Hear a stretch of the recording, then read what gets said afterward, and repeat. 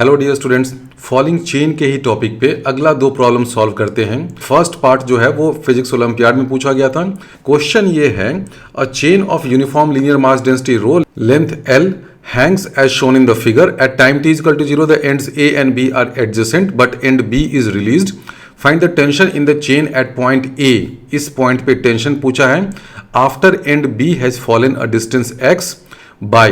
अब इसमें दो केस दे रखा है। पहले केस में बोला है कि आप एज्यूम कर लो कि ये जो एंड बी है ये फ्री फॉल कर रहा है, और दूसरे केस में दे रखा है कि आप एज्यूम कर लो कि एनर्जी कंजर्व्ड है। तो सबसे पहले तो ये सोचिए कि दो डिफरेंट केस क्यों हो रहा है।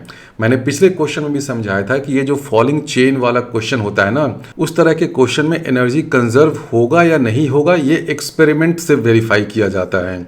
तो पहले तो हम लोग एज्यूमिंग फ्री फॉल इस क्वेश्चन को सॉल्व करेंगे और टेंशन की जो वैल्यू आती है उस मेथड से, और जब एक्सपेरिमेंट किया जाता है तो देखा जाता है कि वो उतना सही रिजल्ट नहीं दे रहा है। फिर हम लोग एज्यूमिंग एनर्जी कंजर्वेशन सॉल्व करते हैं तो देखते हैं कि जो एनर्जी कंजर्वेशन वाला जो आंसर आ रहा है वो एक्सपेरिमेंटल रिजल्ट के ज्यादा क्लोज है। मान लेते हैं कि after some time t where t is greater than 0 ये जो b वाला एंड है वो x डिस्टेंस फॉल किया है, यानी कि ये वाला डिस्टेंस हो गया x, और आपसे पूछा है कि what is the value of tension at this and A। जब एंड B x डिस्टेंस नीचे गया है तो आप ये बताइए कि इस इंस्टेंट पे इस चेन का कितना पोर्शन मूव कर रहा है। ऑब्वियसली ये वाला पोर्शन ही केवल मूव कर रहा है, ये वाला पोर्शन स्टेशनरी है। हम लोग एज्यूम कर रहे हैं कि ये जो बेंड है ना ये छोटा सा है, यानी कि इसमें जो लेंथ ऑफ चेन यूज हो रहा है वो बहुत ही नेग्लिजिबल है। इस लेंथ को हम लोग नेग्लिजिबल मानते हैं। तो हम लोग देख रहे हैं कि ये वाला जो पोर्शन है चेन का ये मूव कर रहा है, नीचे जा रहा है। इस पोर्शन का लेंथ क्या हो जाएगा, टोटल लेंथ अगर L है तो हम लोग x डिस्टेंस नीचे आए हैं, तो मैं क्या कह सकता हूँ, देखो यहाँ से लेकर के यहाँ तक ये तो x हो गया, तो ये जो टोटल है ये कितना होगा, ये वाला पोर्शन मैं इसकी बात कर रहा हूँ, ये पूरा हो जाएगा L माइनस एक्स, और उसका ये आधा है तो ये वाला डिस्टेंस कितना हो जाएगा L माइनस एक्स बाई 2। तो इस तरह के क्वेश्चन में ज्योमेट्री का भी बहुत ख्याल रखना पड़ता है। फिर से मैं समझा देता हूँ। देखो मैंने ये L माइनस एक्स बाई 2 कैसे फाइंड किया। एंड B को हमने ड्रॉप किया है तो ये x डिस्टेंस नीचे आया है, इधर भी ये डिस्टेंस x हो गया। तो आप ये देखिए कि इस लेवल के नीचे ये जो चेन है इसका लेंथ कितना होगा, x ऊपर में है तो ये वाला पूरा लेंथ हो गया L माइनस एक्स। इसका हाफ पोर्शन जो है वो इधर है, मूविंग वाले पोर्शन में है ये, तो इसका लेंथ कितना हो जाएगा L माइनस एक्स बाई 2। और अब हम लोग सिस्टम क्या लेते हैं, सिस्टम लेते हैं पूरे चेन को। अभी मैं पूरे चेन को सिस्टम मान रहा हूं, तो अब मुझे ये बताओ कि क्या इस पूरे सिस्टम के जो डिफरेंट सब पार्ट्स हैं क्या सब के सब सेम एक्सेलरेशन से मूव कर रहे हैं? नहीं। क्यों नहीं? देखो इस पूरे सिस्टम का जो ये राइट वाला पोर्शन है वो मूविंग पोर्शन है, वो तो एक्सेलरेशन x डबल डॉट उससे मूव कर रहा है। लेकिन ये वाला जो पोर्शन है लेफ्ट वाला पोर्शन वो स्टेशनरी है, उसका एक्सेलरेशन कितना है भाई, उसका एक्सेलरेशन 0 है। तो अगर मैंने इस पूरे चेन को सिस्टम माना है तो मैं आंख मूंद करके F is equal to ma नहीं लगा सकता हूं, क्योंकि मैंने समझाया था। ये कब लगाएंगे, ये आप तभी लगा सकते हैं जब ऑब्वियसली सिस्टम का मास कांस्टेंट हो। तो वो तो इस केस में है भाई, हमने पूरे चेन को सिस्टम लिया है तो सिस्टम का मास कांस्टेंट है। लेकिन दूसरा कंडीशन सेटिस्फाई नहीं हो रहा है। ये equation F is equal to ma मैं तभी अप्लाई कर सकता हूं, है ये हमेशा के लिए ट्रू। लेकिन क्वेश्चन में एप्लीकेशन अगर आपको इसका करना है तो आप ये जरूर देख लीजिए कि जो सिस्टम है ना उसके हर पार्ट सेम एक्सेलरेशन से मूव कर रहा है। लेकिन अब बताओ क्या यहाँ पर हर पार्ट सेम एक्सेलरेशन से मूव कर रहा है? नहीं। तो आप ए की जगह क्या लोगे, x डबल डॉट लोगे या ए की जगह 0 लोगे? झगड़ा हो जाएगा दोनों पार्ट में। तो आप कौन सा इक्वेशन यूज करिएगा? बहुत सही, जो मैंने पहले बताया था, F is equal to d p by d t, where P is the total momentum of the system. और सिस्टम क्या है ये, तो इसमें नेट एक्सटर्नल फोर्स क्या लगेगा, ये जो F मैंने लिखा है ना वो एक्सटर्नल फोर्स है। तो एक्सटर्नल फोर्स क्या हो जाएगा, डाउनवर्ड डायरेक्शन में वेट ऑफ द चेन, और यहाँ पर अपवर्ड डायरेक्शन में टेंशन T, जो टेंशन T हमें फाइंड करना है। तो मैं ये लिख सकता हूँ mg minus T, this is equal to dp by dt। अब p कितना है इसका, बहुत सिंपल है। अब देख रहे हैं कि जो लेफ्ट पोर्शन तो स्टेशनरी है, उसका मोमेंटम 0 है। राइट पोर्शन मूव कर रहा है किस स्पीड से, x डॉट स्पीड से। और कितना पोर्शन है ये, l minus x by two. तो मैं इसको लिख दूँ l minus x by two into x dot. इस डायरेक्शन को हमने पॉजिटिव ले लिया है क्योंकि मोशन तो डाउनवर्ड डायरेक्शन में ही हो रहा है ना। और L माइनस एक्स के साथ आपको रो भी लगाना पड़ेगा। Linear mass density of the chain है रो। इस m को भी मैं लिख सकता हूँ रो इंटू कैपिटल L कि mg minus T, this is equal to rho common है, बाहर आ जाएगा, इधर आ जाएगा रो बाई टू। इसको जब डिफरेंशिएट करिएगा तो ये हो जाएगा x double dot into L minus x dot whole square. इसको बस मैंने डिफरेंशिएट किया है। तो ये जो रिलेशन मैंने लिखा है ना, ये दोनों केस ए और केस बी दोनों के लिए एप्लीकेबल है, दोनों के लिए ट्रू है। पार्ट ए में दे रखा है कि ये एंड बी जो है वो फ्रीली फॉल कर रहा है। फ्रीली फॉल का मतलब है कि इसका एक्सेलरेशन एक्स डबल डॉट क्या हो जाएगा, एक्स डबल डॉट हो जाएगा जी। जब एक्स डबल डॉट हो गया जी यानी कि एक्सेलरेशन हो गया जी, तो स्पीड क्या हो जाएगा, एक्स डॉट हो जाएगा रूट अंडर 2gx। सिंपल जो फ्री फॉल का फॉर्मूला होता है ना, उसको आप यूज कर लीजिए। तो अब आप इस रिलेशन में ये दोनों वैल्यू सब्स्टिट्यूट कर दीजिए। सिंपल सब्स्टिट्यूशन है। रो क्या हो जाएगा, रो को आप ऐसे भी ले सकते हैं मास पर यूनिट लेंथ m/l। ये सब्स्टिट्यूशन करिएगा तो आपको टेंशन की वैल्यू ये मिल जाएगी। ये आपको क्या दिखा रहा है, ये आपको ये भी कह रहा है कि जब पूरा का पूरा चेन नीचे गिर जाता है यानी कि x is equal to l हो जाता है, तो उस केस में क्या हो जाएगा, ये 3 + 1 4 हो जाएगा। टेंशन की वैल्यू क्या हो जाएगी 2mg, यानी कि just before the full chain has dropped tension 2mg हो गया, डबल द वेट हो गया। और जब पूरा चेन नीचे गिर गया तो उसके बाद क्या हो जाएगा, टेंशन की वैल्यू अब्रप्टली घट करके mg हो जाएगी। तो अभी तो हम लोगों ने केस ए सॉल्व किया जब x डबल डॉट की वैल्यू दे रखी है g। दूसरे केस में हमसे बोला है कि आप अज्यूम कर लो कि एनर्जी कंजर्व्ड है। तो अगर एनर्जी कंजर्व्ड है तो सबसे पहले तो आप ये फाइंड करिए कि जब चेन x लेंथ नीचे ड्रॉप हो जाता है तो कितना पोटेंशियल एनर्जी लॉस हुआ, क्योंकि वही पोटेंशियल एनर्जी जो है वो kinetic energy of the chain में कन्वर्ट हो जाएगा। ये वाला लेंथ है x, तो आपको ये पता करना है कि इस इंस्टेंट और इस इंस्टेंट के बीच में what is the loss in potential energy. अब इसको फाइंड करने के बहुत सारे ज्योमेट्रिकल तरीके हैं और कुछ तरीके बहुत ही कॉम्प्लिकेटेड हैं। यहाँ पर मैं आपको एक बहुत ही सिंपल तरीका समझाने जा रहा हूँ। दोनों सिनेरियो में देखो डिफरेंस क्या है। जब t इक्वल टू 0 पे चेन ऐसा है and for some t greater than 0 chain ऐसा हो गया। दोनों सिनेरियो में डिफरेंस ये है कि जो यहाँ पर जो चेन था ना x लेंथ का इतनी दूर तक, ये वाले चेन के बदले यहाँ पर आ गया है x लेंथ। दोनों सिनेरियो में देखो क्या डिफरेंस है। इतनी दूर का जो ये x लेंथ था ये वाला, ये हट गया और ये नीचे में आकर के ऐसे बन गया। ये वाला लेंथ कितना है, ये हो गया x/2, ये होगा ना। और ये भी लेंथ कितना है x/2। हम लोग एज्यूम कर रहे हैं कि ये जो डिस्टेंस है ना, ये बेंड का जो डायमेंशन है वो बहुत ही स्मॉल है, यानी कि ये वाला लेंथ स्मॉल है। तो अगर x लेंथ ये चेन इधर से नीचे आ रहा है तो ये x लेंथ कहाँ जाएगा, उसको हम लोगों ने इधर यूज किया x/2 और इधर यूज किया x/2। तो दोनों सिनेरियो में देखो पोटेंशियल एनर्जी का डिफरेंस क्या हुआ। डिफरेंस ये हुआ कि आप ये एक तरह से एज्यूम कर सकते हो या विजुलाइज कर सकते हो कि यहाँ पे जो x लेंथ का चेन था ना वो उठ करके यहाँ पर आ गया, इस जगह पे आ गया। तो x लेंथ का चेन ऊपर से नीचे आ गया, यानी कि लॉस इन पोटेंशियल एनर्जी हुआ, होना ही है। कितना हुआ लॉस इन पोटेंशियल एनर्जी, ये वाला जो चेन जो यहाँ पर था इसका पोटेंशियल एनर्जी कितना होगा। इसका पोटेंशियल एनर्जी मैं ऐसे लिख सकता हूँ, इसका density rho into length x, इसका सेंटर ऑफ मास कहाँ पे होता, यहाँ पर x/2 पे होता, इस जगह पे होता, ठीक है। तो इसका पोटेंशियल एनर्जी क्या हो जाएगा, अगर हम लोग इस रेफरेंस लेवल को 0 लें तो इसका पोटेंशियल एनर्जी हो जाएगा नेगेटिव ही होगा, तो हो जाएगा minus rho x into x/2।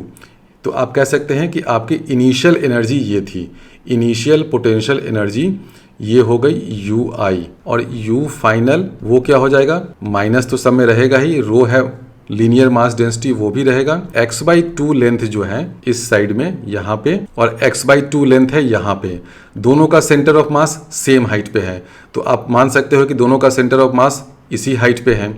ये हाइट कितना हो जाएगा, दिस प्लस दिस x/2, ये तो सबको पता है ना, ये तो भाई कितना है भाई l/2 है, इसका सेंटर ऑफ मास यहाँ पर आएगा, तो इस पोर्शन का centre of mass from this reference level कितना नीचे है, l/2 प्लस x/4, क्योंकि देखो इस पोर्शन का लेंथ कितना है, x/2 है ना, यहाँ से लेकर के यहाँ तक हो गया l/2 डिस्टेंस और उसके और थोड़ा सा नीचे जाओ x/4 डिस्टेंस, तो ये x/2 और ये x/2 आप दोनों को कंबाइन कर दीजिए तो ये मास कितना हो जाएगा, rho into x. Centre of mass का डेप्थ कितना हो गया, हमने अभी फाइंड किया l/2 प्लस x/4, तो ये तो हो गया final potential energy. Initial potential energy ये था, तो जब दोनों का आप डिफरेंस लीजिएगा तो आपको सिंपली ये मिल जाएगा लॉस इन पोटेंशियल एनर्जी। अच्छा, सब में जी भी लगेगा ना, पोटेंशियल एनर्जी में तो जी भी आता है, मैं गलती से जी भूल गया, जी लगा दो भाई, ये जी का जंजाल तो सब जगह रहता ही है। इनिशियल पोटेंशियल एनर्जी ये हो गया माइनस रो जी एक्स इंटू x/2, इस रेफरेंस लेवल को हमने जीरो पोटेंशियल एनर्जी का रेफरेंस लिया है। अब आप कहेंगे कि मैं सिर्फ इसका और इसका ही क्यों कंपेयर कर रहा हूँ, वो इसलिए कर रहा हूँ क्योंकि हमें फाइंड करना है डिफरेंस इन पोटेंशियल एनर्जी। इस पोर्शन के अलावा दोनों सिनेरियो में बाकी सब कुछ तो सेम है, देखो यहाँ से यहाँ तक चेन इधर भी है, यहाँ से यहाँ तक चेन इधर भी है, उसी तरह यहाँ से यहाँ तक चेन इधर भी है, उसी तरह यहाँ से यहाँ तक चेन इधर भी है। तो डिफरेंस किसके कारण आया, डिफरेंस सिर्फ और सिर्फ आया इस पोर्शन के कारण जो अब यहाँ से उठ के नीचे आ गया है। तो जब हम लोग डिफरेंस इन पोटेंशियल एनर्जी की बात कर रहे हैं ना, तो सिर्फ इस पोर्शन और इस दोनों पोर्शन का डिफरेंस ले रहे हैं, इसलिए मैंने यूआई में ये वाला कंपोनेंट और ये वाला कंपोनेंट ये सब नहीं लिया है, ये सब just to do fast calculation है। तो टोटल यूआई आप ये नहीं कह सकते हैं कि ये है, लेकिन जब मुझे सिर्फ डिफरेंस इन पोटेंशियल एनर्जी या loss in potential energy find करना है, तो मैं इस पोर्शन के पोटेंशियल एनर्जी और इस पोर्शन के पोटेंशियल एनर्जी में डिफरेंस फाइंड करके काम चला सकता हूं, क्योंकि इसके अलावा remaining portion of the chain exactly same है, उसके अरेंजमेंट में, उसके हाइट में या उसके पोजीशन में कोई डिफरेंस नहीं हुआ है। तो ये हो गया you final minus you initial, या आप कह सकते हैं कि लॉस इन पोटेंशियल एनर्जी क्या हो जाएगा, इस माइनस को हटा दीजिए तो ये आपको दे रहा है लॉस इन पोटेंशियल एनर्जी। यही लॉस इन पोटेंशियल एनर्जी किस में कन्वर्ट हो जाएगा, गेन इन काइनेटिक एनर्जी में। तो मैं लिख सकता हूं this is equal to gain in kinetic energy. अब काइनेटिक एनर्जी किस पोर्शन का, ऑब्वियसली जो मूविंग पोर्शन है। मूविंग पोर्शन कौन है, यहां से लेकर के यहां तक, जो कि मैंने पिछले पार्ट में फाइंड किया था। इस मूविंग पोर्शन का लेंथ क्या है, L माइनस x/2। तो मैं लिख सकता हूँ this is the loss in potential energy, इतना पोटेंशियल एनर्जी लॉस हुआ जो काइनेटिक एनर्जी में कन्वर्ट हो रहा है, यानी कि this is equal to half into rho linear mass density into L minus x/2, ये हो गया उसका मास, इंटू v²। तो हमने v वेलोसिटी या speed of the end b find कर लिया है। अब यहाँ से आप रो को क्या हटा दीजिए, यहाँ से रो हटा दीजिए, सिंपल कैलकुलेशन है, तो हो जाएगा v² is equal to gx into 2l minus x divided by l minus x. तो अगर हमें स्पीड फाइंड करना है तो इसका स्क्वायर रूट ले लीजिए। अब हमें फाइंड क्या करना था, हमें फाइंड करना था टेंशन एट दिस एंड, और जो टेंशन का इनिशियल फॉर्मूला था उसमें हमने देखा था कि मुझे x डॉट चाहिए, तो x डॉट तो मैंने फाइंड कर लिया v के बराबर, लेकिन साथ ही साथ मुझे x डबल डॉट भी चाहिए। और ये वाला केस देखो फ्री फॉलिंग वाला केस नहीं है, तो मैं ये नहीं कह सकता हूँ कि जो ये एंड है इसका एक्सेलरेशन g के बराबर होगा, ये इस केस में नहीं होगा। कितना होगा वो मैं अभी आसानी से फाइंड कर सकता हूँ। ये v² है तो इसको मैं ऐसे लिख सकता हूँ ना, x डॉट होल स्क्वायर, ठीक है, दिस इज इक्वल टू ये जो भी लिखा हुआ है। अब इसको मैं विथ रिस्पेक्ट टू टाइम अगर डिफरेंशिएट करूं x डॉट स्क्वायर को, मुझे मिल जाएगा 2 times x dot into x double dot, this is equal to RHS को भी मुझे डिफरेंशिएट करना पड़ेगा, तो ये हो जाएगा g। इसमें आप प्रोडक्ट रूल लगा लीजिए, पहले मैं न्यूमरेटर को डिफरेंशिएट करता हूँ, नीचे में l माइनस एक्स रहने देता हूँ, ऊपर में क्या आ जाएगा 2lx है, तो हो जाएगा 2l x dot minus x square है तो वो हो जाएगा 2x इंटू एक्स डॉट। तो ये पहला टर्म आएगा। ये टर्म होगा plus g times 2LX minus x square, ये तो ऊपर वाला टर्म रहेगा ही। डिनोमिनेटर को डिफ्रेंशिएट करिएगा तो आ जाएगा L minus x square, minus x के कारण एक आएगा माइनस एक्स डॉट वाला टर्म, तो ये प्लस हो जाएगा और यहाँ एक्स डॉट आ जाएगा। तो ये सिंपल डिफरेंशियल कैलकुलस है और कुछ नहीं है। अब देखिए 2x डॉट यहाँ भी है, तो ये 2x डॉट यहाँ से हट गया, ये 2x डॉट यहाँ से हट गया, और इस 2x डॉट को मैं नीचे लाऊंगा तो यहाँ 2 आ जाएगा, ये x डॉट यहाँ से हट गया।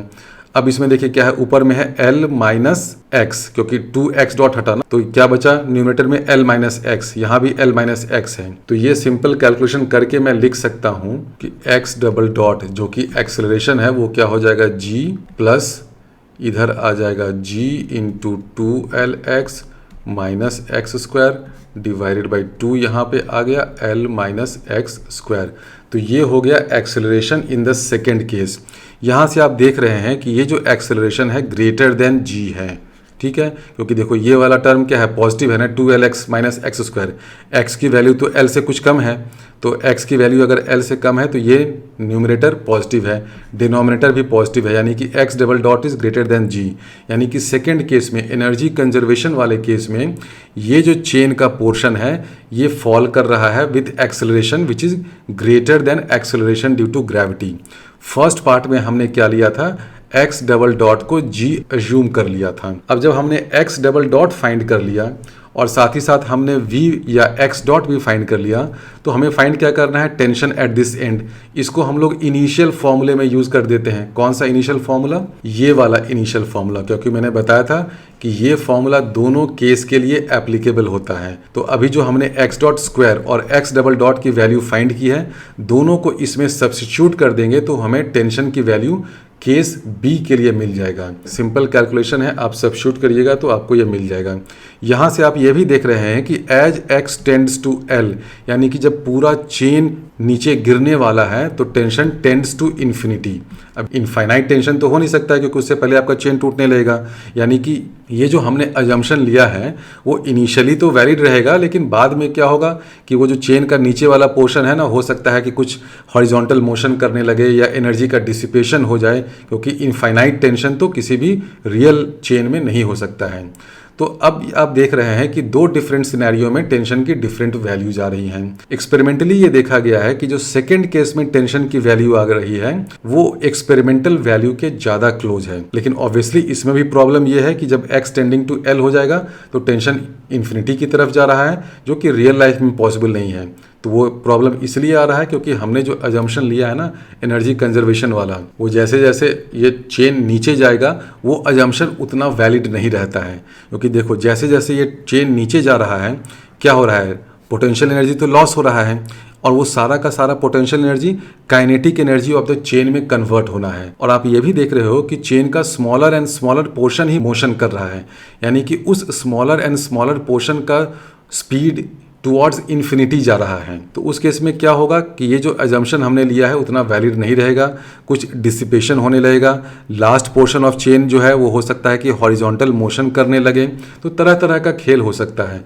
लेकिन before that stage is reached we can safely assume कि एनर्जी इज कंजर्व्ड। और यहाँ से देखिए हमने जो वेलोसिटी का फॉर्मूला फाइंड किया है ना, v square is equal to this, इसमें भी आप देखिए कि as x tends to L v square tending to infinity हो रहा है। अब हम लोग सेकेंड क्वेश्चन में आते हैं। सेकेंड क्वेश्चन में हमसे पूछा है what is the value of tension at the two ends of this small circular bend. और इस टेंशन की वैल्यू फाइंड करके भी हम लोग tension at this and find कर सकते हैं। हमसे ये पूछा है कि ये वाला जो पोर्शन है ना, छोटा सा सर्कुलर बेंड, इसके दोनों साइड में टेंशन की वैल्यू क्या होगी इन बोथ द केसेस। यहाँ पे मान लेते हैं कि टेंशन है T1 और इधर है टेंशन T2। आपको इसी दोनों टेंशन की वैल्यू फाइंड करनी है। तो अब हम लोग देखते हैं कि इस टेंशन T1 और T2 का क्या रोल है। ये मान लीजिए कि छोटा सा पोर्शन है जो सिस्टम ऑफ चेन है। अब इसमें देखिए क्या हो रहा है, बहुत ही डेलिकेट पॉइंट है। ये ओलंपियाड में भी नहीं पूछा गया था, इसलिए थोड़ा सा कॉम्प्लिकेटेड हो सकता है, लेकिन मैं इसको प्यार से धीरे धीरे समझा रहा हूँ, ध्यान से देखना। एक छोटे से टाइम इंटरवल dt में इस चेन का जो मूविंग वाला पोर्शन है वो कितना नीचे आता है। ये चेन जो है वो इतना नीचे आ गया। कितना कितना नीचे, VDT, छोटे से टाइम इंटरवल dt में VDT लेंथ ऑफ चेन नीचे आया है। जब ये नीचे आया है तो ये कहाँ गया, आधा इधर आएगा, VDT/2 इधर आएगा और आधा इधर आएगा, VDT/2 इधर आएगा। आधा आधा क्यों हुआ, कॉमन सेंस है ना, ये तो बहुत सिंपल है। चेन मान लीजिए कि पहले यहाँ तक था, अब ये नीचे आया है, कितना नीचे, ये वाला पोर्शन VDT नीचे आया है, तो आप ये देखिए कि इधर भी VDT/2 आपको नीचे आना पड़ेगा और इधर भी VDT/2 नीचे आना पड़ेगा।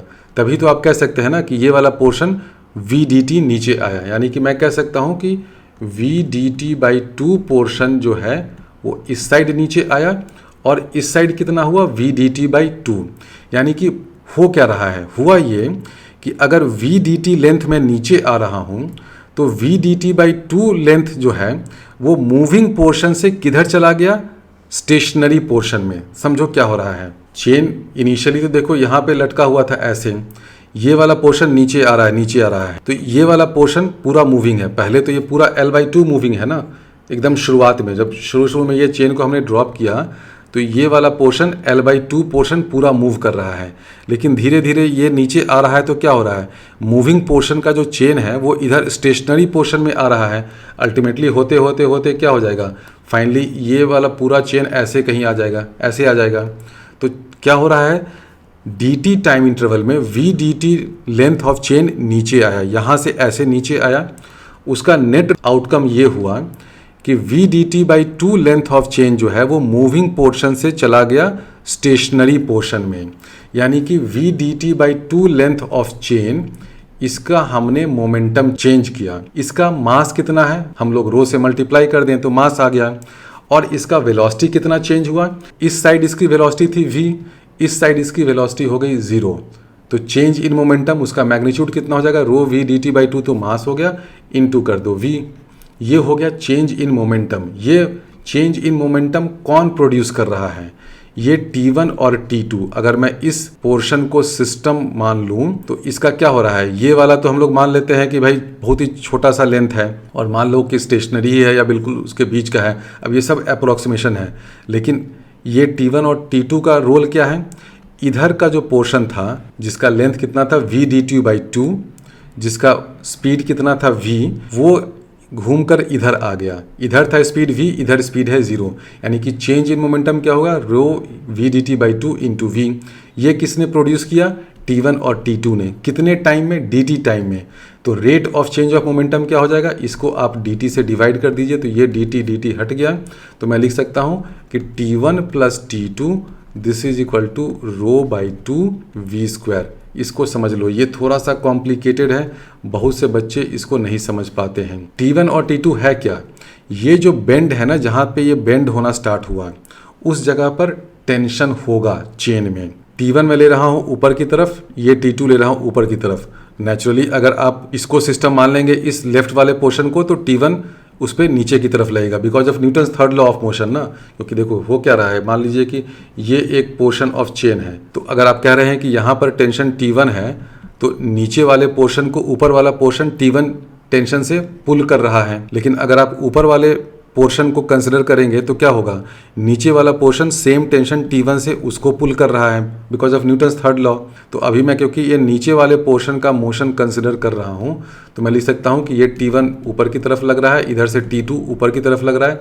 इस T1 और T2 का रोल क्या है कि जो इस साइड में राइट हैंड साइड में जो मूविंग पोर्शन है VDT/2 लेंथ का, उसको धीरे धीरे धीरे धीरे ये इधर ले आया। इधर था स्पीड v, इधर स्पीड है 0, चेंज इन मोमेंटम हुआ, इसलिए मैं लिख सकता हूँ T1 + T2 is equal to rho v²। और ये रिजल्ट जो है वो केस A और केस B दोनों के लिए वैलिड है। ये वाला result T1 + T2 is equal to rho v² दोनों केस में वैलिड होगा। अब जब हम लोग केस ए लेंगे, फ्री फॉल वाला केस, तो देखो फ्री फॉल हो रहा है उस केस में तो इस टेंशन T2 को 0 होना पड़ेगा, क्योंकि अगर T2 की कुछ भी नॉन ज़ीरो वैल्यू होगी तो वो क्या करेगा, वो राइट साइड में जो moving portion of the chain है उसमें एक नीचे की तरफ टेंशन T2 लगने लगेगा, तो उसके कारण इसका एक्सेलरेशन g से ज़्यादा हो जाएगा। मान लीजिए कि अगर फ्री फॉल हो रहा है तो ये वाला पोर्शन जो है वो एक्सेलरेशन g से नीचे ड्रॉप कर रहा है।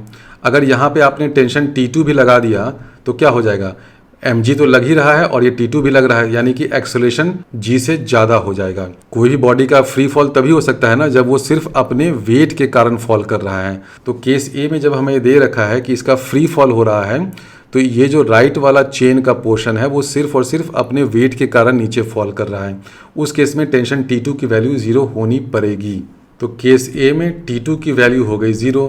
जैसे ही T2 की वैल्यू हो गई 0 तो हम लोग लिख सकते हैं T1 की वैल्यू क्या आ जाएगी, ρ/2 v²। अब देखिए कि अगर मैं इस लेफ्ट पोर्शन को सिस्टम बना दूं और ये पोर्शन स्टेशनरी है, this will be equal to T1, उसको नीचे की तरफ ऐसे पुल कर रहा है, तो मैं लिख सकता हूं T is equal to T1 plus weight of this portion. T is equal to T1 plus rho into g कर दीजिए into length of this portion. Length of this portion find करना बहुत आसान है।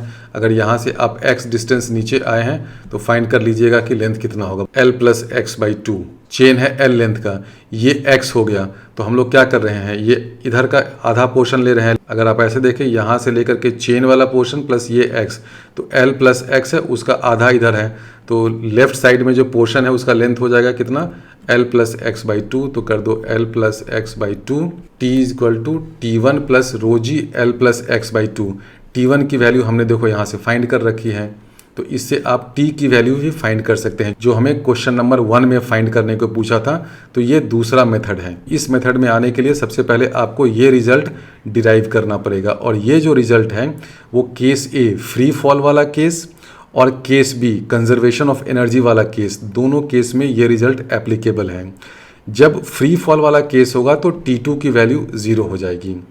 T2 की वैल्यू 0 हो गई तो T1 की वैल्यू आ गई ρ/2 v²। T1 की वैल्यू हमें मिल गई। तो अगर मैं left portion of the chain को सिस्टम बनाऊं, ये left portion of the chain stationary है, यानी कि ये tension T, this is equal to T1 plus weight of this left portion. तो मैं लिख सकता हूँ T is equal to T1 plus ρg into l plus x/2। यहाँ से यहाँ तक हम लोगों ने जो लिया है ये है x, ये ब्लू वाला पोर्शन और ब्लैक वाला पोर्शन दोनों मिला करके कितना है l प्लस x, उसका आधा है इधर लेफ्ट साइड में, तो ये कितना हो गया l प्लस x/2। और हमें v² की वैल्यू भी पता है, क्योंकि अगर फ्री फॉल हो रहा है तो v² कितना हो जाएगा, v² हो जाएगा 2gx। तो T1 की जगह आप लिख दीजिए ρgx प्लस ये हो जाएगा ρg into l plus x/2, यानी कि इस पॉइंट ए पे जो टेंशन है उसकी वैल्यू आपको यहाँ से मिल गई। और ये बिल्कुल एग्जैक्टली सेम रिजल्ट है जो पार्ट 1 में हमने डिफरेंट मेथड से फाइंड किया था। अब केस बी में आते हैं, जब फ्री फॉल नहीं हो रहा है और क्या हो रहा है, कंजर्वेशन ऑफ एनर्जी। ये रिजल्ट तो उसमें भी वैलिड होगा, लेकिन उसमें T2 की वैल्यू नॉन जीरो होगी, क्योंकि हमने पिछले पार्ट में दिखाया था कि एक्सेलरेशन उस केस में क्या है, ग्रेटर देन g हो रहा है, यानी कि यहाँ पर T2 कुछ नॉन जीरो होगा जो नीचे की तरफ इस right moving portion of the chain को पुल कर रहा है, यानी कि T2 की वैल्यू नॉन जीरो होगी। कितनी होगी वो पहले हम लोग फाइंड कर लेते हैं। T2 फाइंड करने के लिए आप ये जो राइट पोर्शन है ना उसको सिस्टम मानिए।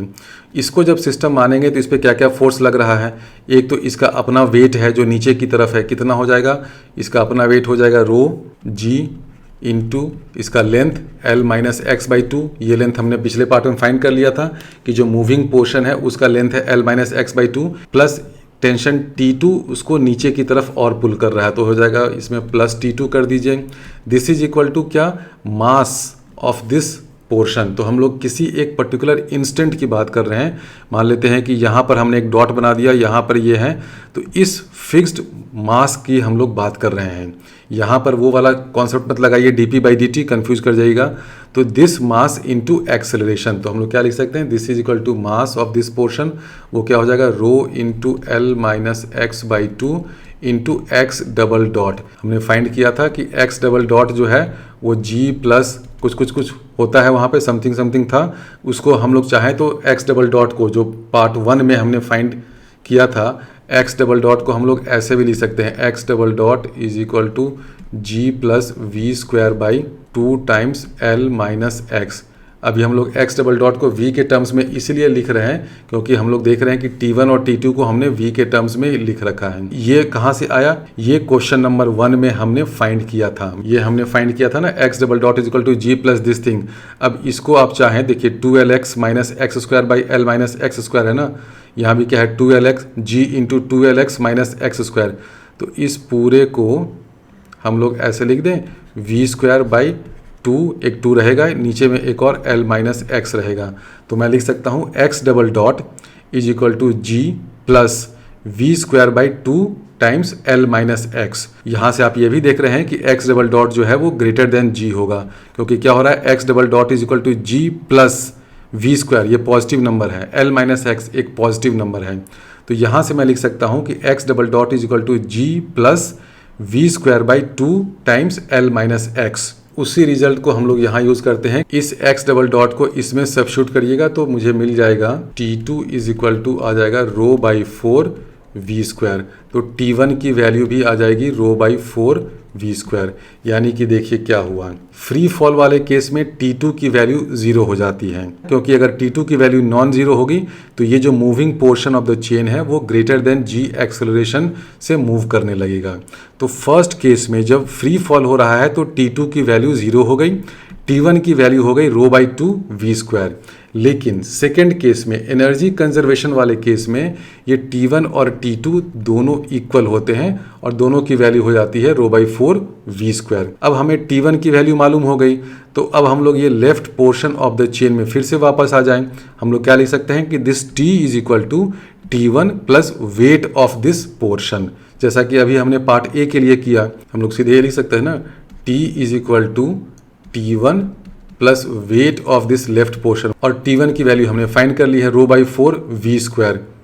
इसको यहाँ पे सब्स्टिट्यूट कर दीजिए। अच्छा, क्या वी स्क्वायर भी हमने फाइंड कर रखा है? बिल्कुल कर रखा है। क्वेश्चन नंबर 1 में हमने तो एनर्जी कंजर्वेशन वाले केस के लिए वी स्क्वायर भी फाइंड कर रखा था ना, और वो वी स्क्वायर एक्स के टर्म्स में था। वो सब सब्स्टिट्यूट करिएगा तो आपको टेंशन एट दिस पॉइंट मिल जाएगा। आगे मैं इस टॉपिक पे 2-3 और डिफरेंट क्वेश्चंस आपको सॉल्व करके दिखाऊंगा।